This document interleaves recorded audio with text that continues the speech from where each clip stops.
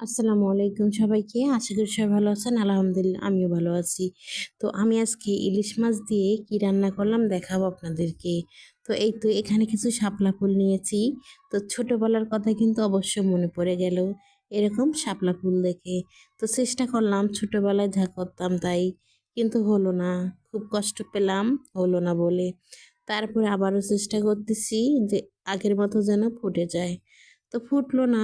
তারপরে আর কি, এই তো যেই রকম ফুটেছে ওরকম নিয়ে বাচ্চারা খেললো। পরেরটি কিন্তু অবশ্যই ফুটে গেল। তো দেখে খুবই ভালো লাগলো। তারপরে আর একটা মালা গেঁথে নিলাম। এভাবে ডাটা দিয়ে কিন্তু মালা তৈরি করা যায়। আগে আমরা যখন দেশগ্রামে ছিলাম তখন অবশ্যই জানি এটা দিয়ে কিভাবে মালা তৈরি করা হয়, কিন্তু এখনকার বাচ্চারা কিন্তু জানেও না, বুঝেও না। কারণ এখন বাচ্চারা যারা শহরে থাকে তারা অবশ্যই কিছু এসব কিছু সম্পর্কে কিছুই বুঝে না। তাই তো আমি এদেরকে মালা তৈরি করে দেখাই দিলাম, কত সুন্দর হলো মালাটা আমার। তো এভাবে কিন্তু মালা তৈরি করে আমরা আগে খেলতাম। তারপরে আমি সেই ডাটাগুলো বেছে বেছে নিলাম। আর আমরা কখনো এসব খাই নাই। শাপলার ডাটাই এখন ঢাকা শহরে এসে খেতে হয়।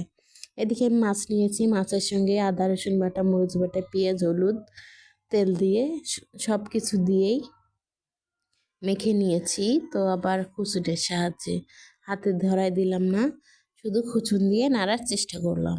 তো এই তো এদিক দিয়ে আমি বসায়ও দিছি চুলার জালটা, ধরাই দিছি। দেওয়ার পরে এখন আমি সুন্দর করে কিছুক্ষণ অল্প করে নেড়ে দিয়েছি, একটু পানি দিয়েছি সিদ্ধ হওয়ার জন্য, আর লাল মরিচের গুঁড়া দিয়েছি একটু কালারিং হওয়ার জন্য।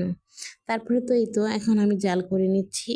সুন্দর করে যখন জাল করা হয়ে যাবে আমার, তখনই কিন্তু এটা কষায় আমি নামায় রেখে দেব। তো ততক্ষণ আমার ভিডিওটা আপনারা অবশ্যই দেখবেন, কেউ আমার ভিডিওটা স্কিপ করবেন না, তাহলে কিন্তু ভালো লাগবে না। আপনারও ভালো লাগবে না, আমারও অবশ্যই ভালো লাগবে না। তারপরে এই তো এখন আমি দেখাই দিলাম একটু কতটুকু পরিমাণ হচ্ছে। এদিকে উঠায় নিয়েছি। নেওয়ার পরে ঠিক এই মশলাগুলোতে আমি কিন্তু শাপলার ডাঁটাগুলো দিয়ে দিচ্ছি। তো এই তো একটু একটু করে আমি সবগুলোই দিয়ে দিয়ে দেব। এখানে আমি ধুয়ে রেখেছিলাম আগেই। তো এগুলা রান্না করলে কিন্তু একটু মুখ চুলকায় না, আর কোনো তিতাও লাগবে না, মিঠাও লাগবে না। মানে এটার ভিতরে কোনো রকমই কোনো আপনারা মানে ওর বদনাম ছড়াইতে পারবেন না, এরকম একটা জিনিস। তো খুবই ভালো লাগে কিন্তু এভাবে ইলিশ মাছ, চিংড়ি মাছ দিয়ে এটা রান্না করলে। তো আমি ভাবলাম যে একদিন রান্না করে আমিও খাই, আপনাদেরকেও দেখাই। সব সময় সব জিনিস সিজনের সময় খেলেই কিন্তু খুবই ভালো লাগে। সিজন ফুরিয়ে গেলে অবশ্যই ভালো লাগবে না। যতই আপনারা ফ্রোজেন করে রাখুন না কেন, এটা ভালো লাগবে না। তারপরে এই তো আমি এই যে পানিটা দেখেন একদমই শুকায় গেছে, একটু সিদ্ধ হয়ে গেছে। আর একটু সিদ্ধ আমি করব, এজন্য আরও কিছুক্ষণ জাল করে নিচ্ছি। তো এই যে দেখুন অনেক সুন্দর সিদ্ধ হয়ে গেছে। এখন আমি এই পর্যায়ে এখানে মাছগুলো আমি ঢেলে দিয়েছি। সব মাছটুক দেওয়ার পরে একটুখানি পানি দিলাম, দিয়ে এখন সুন্দর করে মাছগুলোকে পুরা ডাঁটার সঙ্গে মিক্স করে দেব, ছড়িয়ে ছিটিয়ে দেব, যাতে যেন খুব সুন্দর করে আরও সিদ্ধ হয়। তো এই তো দেখুন আপনাদের সঙ্গে কথা বলতে বলতে কিন্তু আমার রান্নাটা প্রায় শেষই হয়ে গেছে।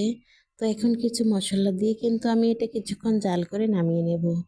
আর অবশ্যই আমার ভিডিওগুলো আপনাদেরকে ভালো লাগলে আমাকে লাইক কমেন্ট শেয়ার করতে ভুলবেন না। আসলে আপনারা যদি লাইক কমেন্ট শেয়ার না করেন তাহলে কিন্তু আমারও ভালো লাগে না ভিডিও ছাড়তে। তারপর তো গুঁড়া মশলা আমার দেওয়া হয়ে গেল গল্প করতে করতে।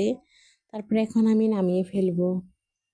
আমি বাটিতে আজকে উঠালাম না, শুধু ফ্রাই প্যান সহই আমি দেখিয়ে দিচ্ছি। দেখুন অনেক সুন্দর হয়েছে, খেতেও ভালো লাগতো। আপনারা একদিন ট্রাই করবেন, খুবই ভালো লাগবে।